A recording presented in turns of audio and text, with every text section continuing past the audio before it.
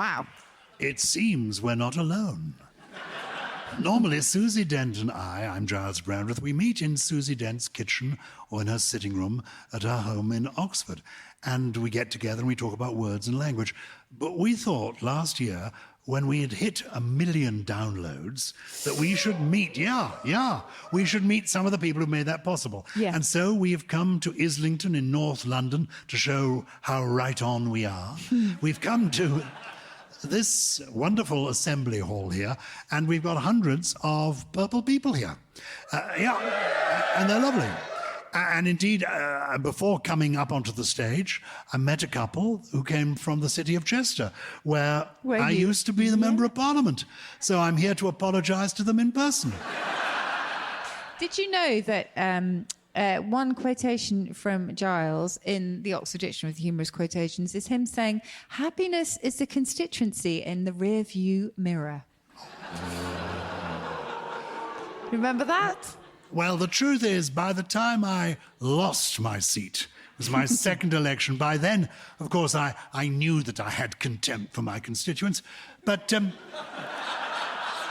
it came as a bit of a shock to the system to find the feeling was entirely mutual. Anyway, here we are. I'm Gyles Brandreth. My friend is Susie Dent.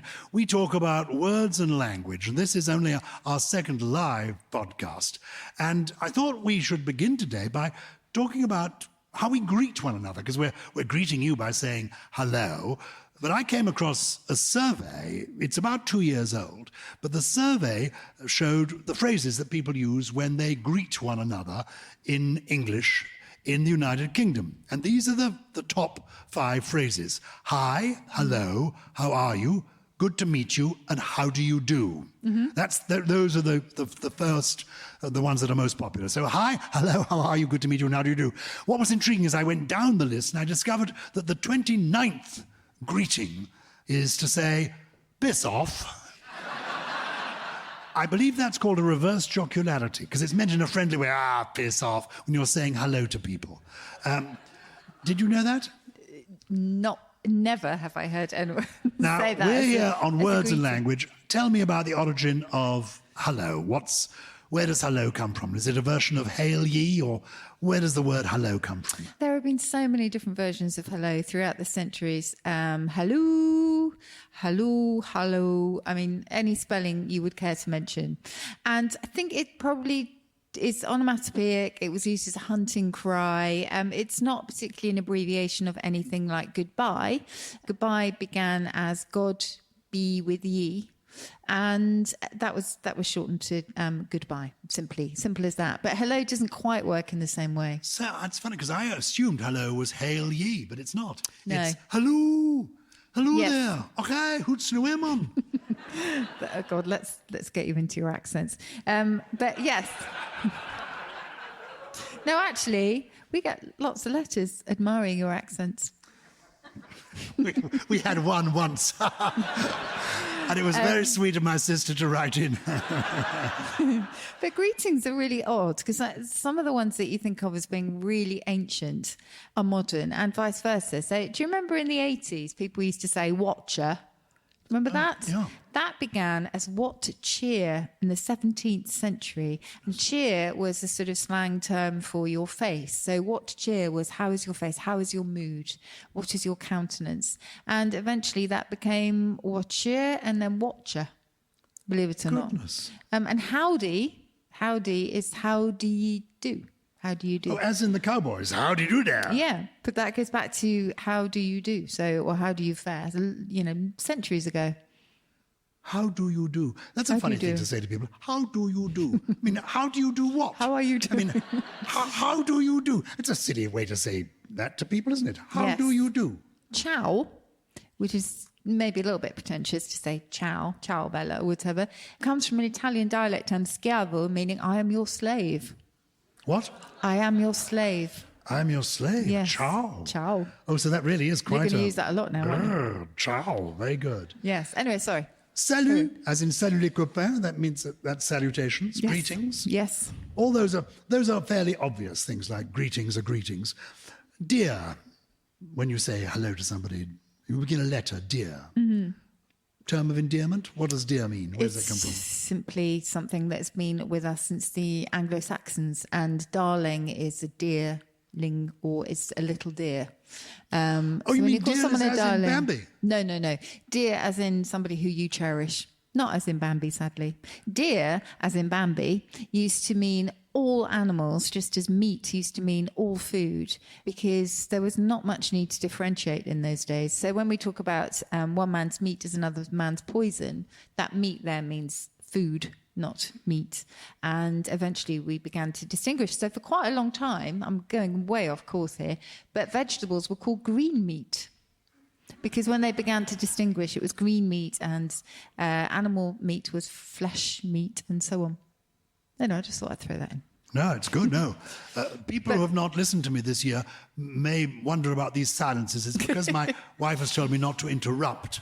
And my wife has also told me, in fact, you were mentioning the Queen the other day. My wife did... Not to name drop. Which you were about to do, weren't you? My wife did say to me once, at some rather grand do, Gyles, I think you should stop calling the Queen darling. I don't think she's liking it. And she then added, and I don't think the Archbishop of Canterbury is very amused either. True story. Susie, give us some more terms of endearment. Well, I'll give you some historical ones, because Valentine's cards, if they existed in the Middle Ages or whatever, would have been really odd. So you might have found things like "Be my bag pudding." So bag pudding was somehow used with affection, even though it genuinely was a pudding boiled in a bag. This is from a medieval Valentine's card. No, it's not. It's from something which sounds like the dullest read in the world, but I promise you is amazing, and it's called the Historical Thesaurus of English. So you can look up anything. You can look up penis, which we will be getting to later, and you will find historical synonyms throughout the ages for the penis. Or you can look up sweetheart, which I did, and find these. Bully was originally a term of endearment. You know, bully bottom in Shakespeare. Do you remember that? Yeah. Why is it a term of endearment? So it was a fine fellow amongst friends. And then I think it came to mean eventually a sort of blustering braggart, really. Like a bull? No, it's actually from the Dutch bull, meaning dear, again, that's sort of an object of affection. But that's how bully started off. Suck it, maybe not go there. Cabbage. No, please go there. Suck it. It's not suck it, it's suck it. Suck it. And, but it follows the sweet theme, like honey. Like a Suzette, like a little or sweetheart. Like a little lollipop, yes. Cabbage. There's one record of this from 1722, which goes, "Ha, my little cabbage sprout, one sweet kiss to make it up, and I'll be gone." Yes, Gyles. I know I promised not to name drop anymore. Cabbage. But you some can name years drop ago, riffing off cabbage. Some years ago, I was writing a book about the Queen and the Duke of Edinburgh, and I had privileged access to walk with them, talk with them as they went about their official duties. And I was at the Royal Variety performance, sitting in the Royal Box next to the Queen and the Duke of Edinburgh, and the Duke of Edinburgh saw the word finale on the programme. His spirit soared. And the finale turned out to be an excerpt from the Full Monty. And the point of the story is he turned to the Queen and said, "Oh, look, cabbage." He calls her cabbage.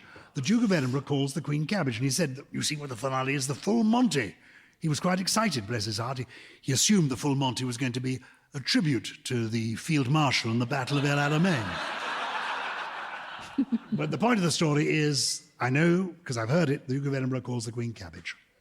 That's sweet. Well, there you go. Yeah. It's not so dissimilar to pumpkin, which I might call my kids pumpkin. I think pumpkin's quite sweet. That's quite sweet. Pig's eye. You could call your cherished girlfriend Pig's knee or Pig's eye. Yeah, it's a real come on. Nigel and I are going to try that. If you're new to this podcast, Nigel is a member of our audience today. He comes from Clapham. He's pleased to be here. And he and I have got a few things in common. So you can call your sweetheart Pig's Eye. Ding ding as well, way before Leslie Phillips' ding dong. That was in the 1500s. And a creep mouse, which was another term for an old bat. So you might call a flittermouse is a nice one. You might call somebody a creeper mouse. So really, really odd ones. I love them. I think they're sweet. You're going to take some of these. And then you've got rosebud and honeysuckle and all the sort of duckling and dove and ladybird and all those kind of creatures, which is quite pretty. I've heard somebody call somebody Macushla. Oh, Macushla is beautiful. What does that mean? It's from the Irish for heartbeat. Oh, that's wonderful. Isn't that gorgeous? You are my Macushla. Yeah. I love that. But be my bag pudding? I don't know. Be my bag pudding. Be my pig's eye. Oh, be my bollocks. Because bollocks is a term of endearment, wasn't it? Well, bollocks has got quite an interesting past. So you mentioned avocado. You know that avocado is from the Aztec for testicles. I do know that. Yeah, because of the shape. Bollocks. Well, bollocks, if there are any keen gardeners here, they'll know that bollocks pop up everywhere in terms of orchids. Orchids, another word, goes back to the Greek for testicles. I mean, honestly, it's everywhere. But ballockwort, fool's ballock, these were all types of orchid. And because orchids are beautiful, I think possibly that informed the use of going down the pub with your sweet bollocks. A term of endearment for your friends. But actually, it was usually your male friends. So any blokes here might go down to the pub with their dear bollocks for a pint or two. So yeah, it's strange, isn't it? Do you know what I want you to do? Since you're here, you can make a commitment to this. When you're driving along tomorrow, would you lower the window of your car and call out to the person in the next car, you bag pudding, you, and see how it goes. Bollocks to you, sir. Oh, I love it. Do you remember me telling you when it comes to bollocks that, because we did a whole episode on swearing, didn't we? And I think as a bollocks is my favourite word. Swear word, I think. Use of swearing to relieve stress is lalokesia. And I think when I'm really, really angry, but I can't get too angry in front of other people, I will say bollocks, because it's just something really satisfying. But one of the reasons I love it, do you remember this, is that in 2000, the BBC compiled a list of swear words in order of severity. And bollocks was kind of mid-table. But the reason I loved it is because they put it in this just supremely accurate, anatomically speaking, position of under prick and above arsehole. Which I thought was brilliant.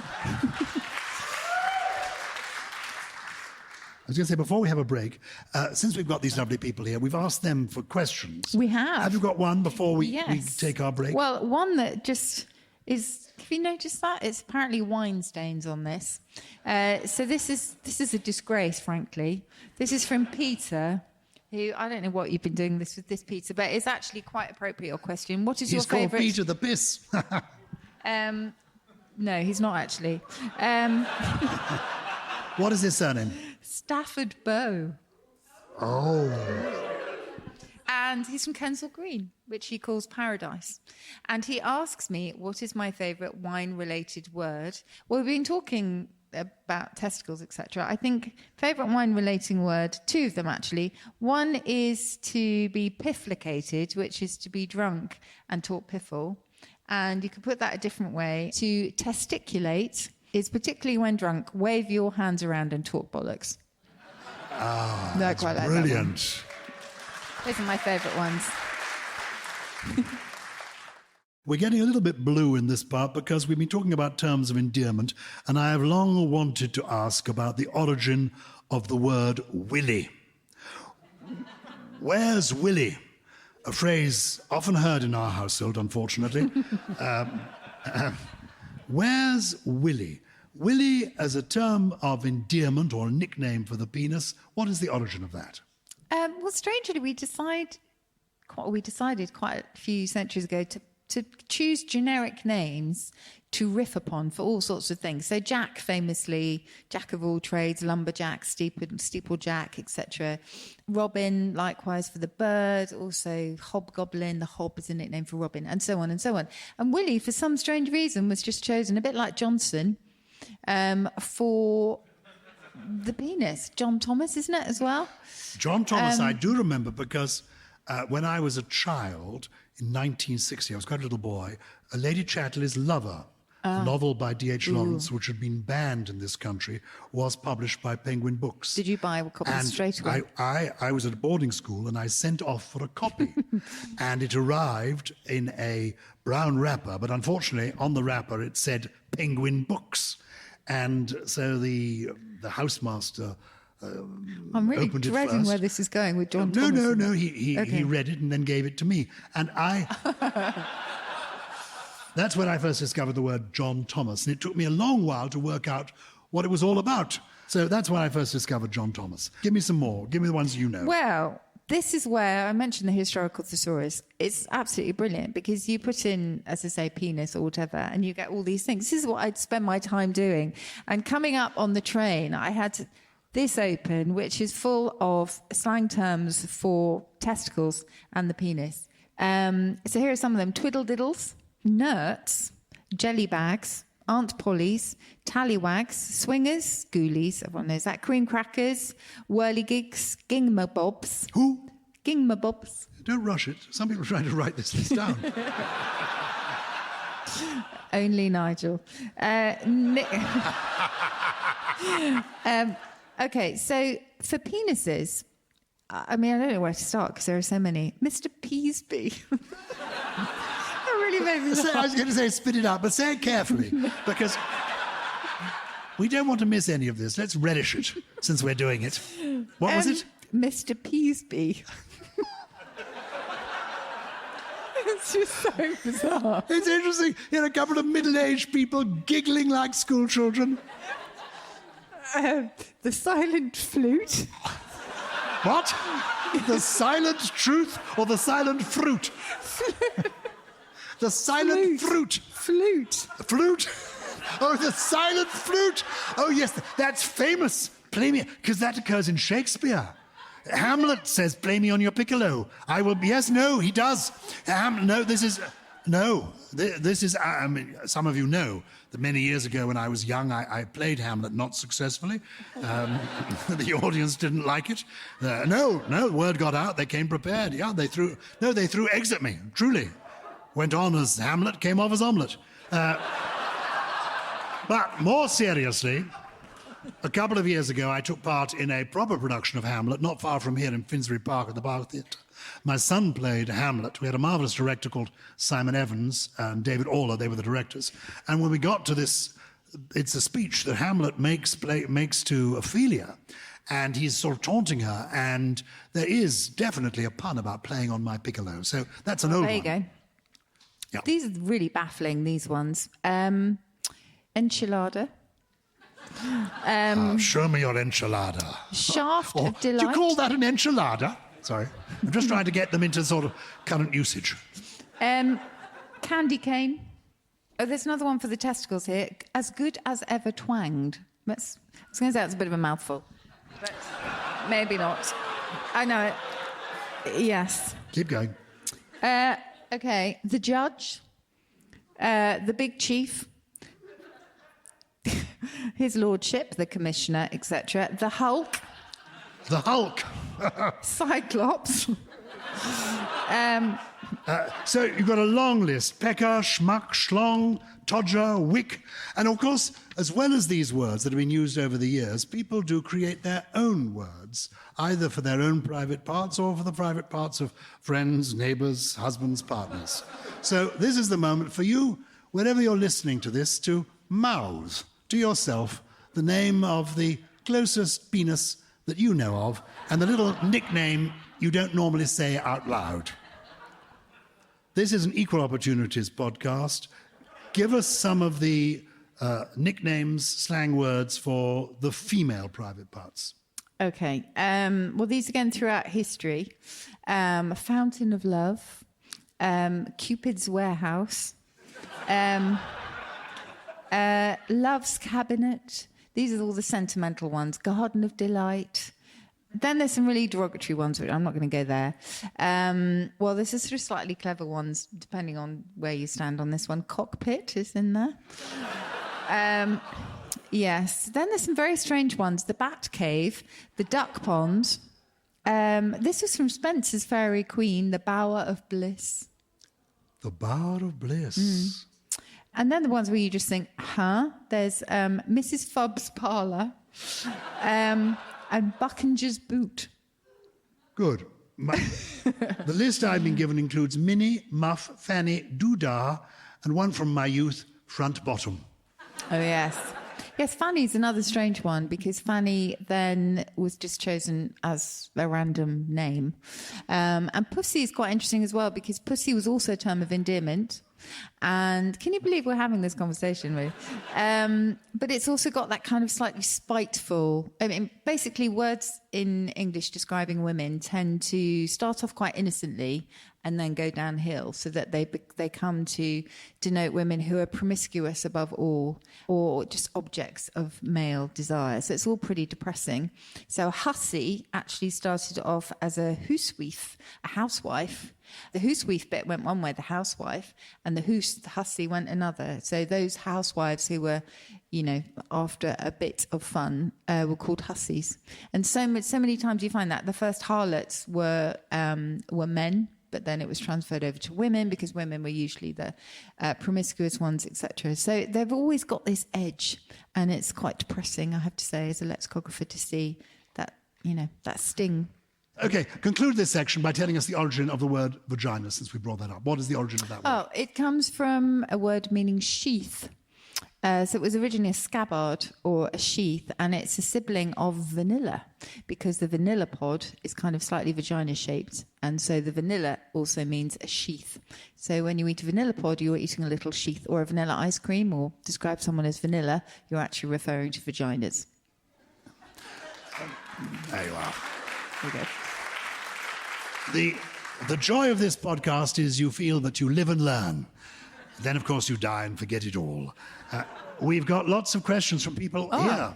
Share some of those questions and tell us who's asked them and what they've asked. We do. And if there is anyone in the room called John Thomas, this is the moment we want to hear from you to discover how your life has been. Okay. So this is from Doug Glynn, who's from Canada, but 15 plus years in London. Hello, Doug. You said, we've discussed American English in the past. Have we come across any compelling examples of Canadian English? Is the one I always think of. Well, I quite like the fact that Canadian English is sometimes uses words that I now associate with slightly old-fashioned English, but that I love, like knapsack. You still talk about knapsacks? Do you remember knapsacks? I used to take a knapsack to school. Now they're just backpacks, aren't they? But knapsack I really like. Does our Canadian friend know any Canadian words? Here. What words are exclusively Canadian? I don't know if they're exclusively Canadian, but if I think about my time in Canada growing up, toque is a word that is very familiar to me. It describes a knit hat. Oh, yes. Tight-fitting hat you'd wear in the winter. That's T-U-Q-U-E, isn't it? T-O-Q-U-E. Oh, T-O-Q-U-E, yeah. There's two spellings, actually. Another one politically, riding is a word used to refer to constituencies quite commonly. All right, so we have that in Yorkshire as well, the ridings of Yorkshire. Yep. And that comes from when the constituency was split into three, so it was tri-thing, so three parts, and then tri-thing became mangled to riding over time, but it was just meant the third part. And the other Canadians in the room might recognize, especially if you grew up in Ontario, buying beer in certain quantities, you'd order a 2-4. 24 bottles of beer. Yeah. A toque, I seem to remember, was a hat worn by Queen Mary. Oh, really? A toque. Did you say toque? Toque, yeah. We say toque. But don't worry. Harry listens to this and is learning a lot. It's going to be good for the future. It's fine. I see. I guess unsurprisingly, I see Canadian English as being more British than American English. But as we said on the podcast, I love American English. I think it's beautiful, but also, so much of it started over here anyway. Thank you for that, Doug. And I'm sorry you told us more than we told you on that one. Ed, is it Ed Uda? Have I pronounced this correctly? Most people in the UK say Uden, but apparently in Holland they say Uden. Uden. So, yeah. Okay. You asked, which word or words do we attribute to sparking our interest in lexicography? I do remember learning quite early on the origin of stealing someone's thunder and being amazed that it began as a really literal thing, a bit like licking into shape and Swan Song that we mentioned in the previous podcast. And stealing someone's thunder started in, I think it was 1709, and it was the Drury Lane Theatre in London here. And there was a playwright manager called John Dennis. And to cut a long story short, he put on a play that was his own, and it wasn't very good, and it closed after a short run. But he went along to support the next one. It was a production of Macbeth. And for his show, it had very little going for it, apart from one thing, which was he'd invented a machine that replicated the sound of thunder. And when he went along to the next production, he was enjoying it, but then from the stage he heard booming out the sound of his very own thunder machine. And we have records from people in the audience who said he stood up and said, "Damn them, they will not let my play run, but they steal my thunder." And that's where that comes from. And I remember thinking, I can't, that you couldn't really make that up. I love that. Gyles, do you remember yours? Yes, I do remember discovering the word strengths and being completely fascinated that it was the longest word with only one vowel. S-T-R-E-N-G-T-H. It's 9 letters long. I can tell I see why you love Scrabble. Only one vowel. And because I lived in London as a child, to do my revision, I used to go round on the Circle line, the tube line. In those days, it was a circle. You go round and round and round. And I remember going through Knightsbridge and loving going through Knightsbridge because it's the longest that has consecutive consonants in it. G-H-T-S-B-R. And that gave me a kind of erotic charge every time I went through Knightsbridge. So it's funny things. I think it's the look of words, the fun of words that got me going. Definitely got you going. This is from Paul Stevenson in West Sussex. Paul, you say you were asked recently by a colleague how you were coping with a foot injury, and you replied by saying you were walking gingerly. What is the origin of ginger? Well, ginger, the spice, is from Sanskrit, but it's got nothing to do with that. This adverb, gingerly, goes back to the Latin genitus, which meant well-born, which gave us gentle as well, as in gentleman. And that sense went on to be genteel, and gentle went on to mean delicate or dainty. And so when you walk in a gingerly fashion, you are taking slightly mincing, I guess, or delicate and dainty steps. That was the idea for that. Okay, Deborah from Chelmsford. Hi, Deborah. Hello, oh, Deborah. Deborah's waving. An American lady that you met had heard the word bimble on her travels, and you hadn't even heard it before. Bimble, it means to kind of, was a bit like obambulate, which we were talking about on our last podcast, which means to wander about. So I think to bimble is to kind of mooch, I think. And it's simply a variant on bumble, which I think is just an onomatopoeic. Pootling, tootling, all that sort of thing. So I think that's where bimble comes from, but it's a lovely word, bimbling about. They use it in Devon, to bimble. Before you give us the last answer, I must chip in. Last week, we talked about discombobulate, a word that people love. And somebody, as I was leaving, said, can you have combobulate without discombobulate? No, you can't, because discombobulated is also kind of invented. It's a riff on discomforted. But you can be gruntled, kempt, roose, wieldy, pecunious, and full of gorm. Thank you. Kate Jones from Wandsworth. Why do we call urine wee and feces poo? It's a lovely one on which to end. I think it's simply because they were imitating children's language, like mum and dad, simply imitating the babble that comes out of Because in England baby's we mouth. call it wee wee, but in France they call it pee pee. It's quite confusing, And then isn't they it? have caca. Yeah, so it's all, they were born for their sound.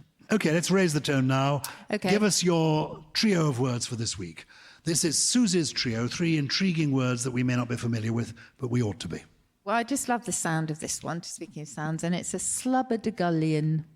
A what? A slubber-de-gullion. Slubber-de-gullion. Basically somebody who's a bit down at heel, a bit scruffy, probably wearing their Hufflepuffs. Remember the Hufflepuffs, which are the clothes that you shuffle into on a Friday evening and don't get out of until Monday morning. So slubber-de-gullion is just basically a slob, but it sounds so much better. Rambunctious, you'll know this one. It's just because I love it. It sounds beautiful. It's fun to spell and it looks great on the page. Boisterous, so children can be rambunctious or difficult to control. I just thought I'd bring that one because I love the sound of that one. And this is an unusual one, but it's one of those ones where you think, yeah, we really did need a word for that. It's a linguistic gap. It's acnestis, A-C-N-E-S-T-I-S. It comes from the Greek for the spine or a cheese grater, depending where you want to go with that one. But it's the part of the back between the shoulder blades and the loins which you can't reach to scratch. Oh. You have to get someone else to do it for you. Oh, my God. What's it called? What's the word again? Acnestis. Lovely. Those are your 3 words. Thank you very much for those. My quotation, you mentioned my wife, and I was thinking about these quotations. My quotation this week is the famous last words of someone, and I was tempted to give you the last words of Dominique Bonnour, who was a Jesuit priest and a grammarian. His famous last words, this is apparently true, were, "I am about to, or I am going to, die. Either expression is used and permissible." But I want to give you the true last words of the American film star and actor who was a big star when I was a boy, John Wayne. And I read them in a paper years ago, just after he died, and I wrote them down. I've always found them rather touching. John Wayne's last words spoken to his wife.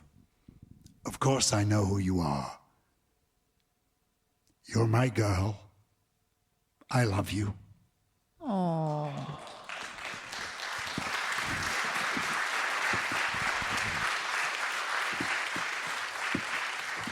And that's our lot That's from beautiful. this edition, this live edition of Something Rhymes with Purple. It's a Something Else production produced by Lawrence Bassett with additional production from Grace Laker, Chris Skinner, Steve Ackerman and Gully. So it's not just thanks to them, but also genuinely thank you to all of you who came out tonight. You have been completely marvellous. That's enough testiculation from me. So you have the last word. Whatever it is, have the last word. The last word? Yeah, it could be bollocks. But yes, my sweet bollocks, thank you so much for coming out tonight. I appreciate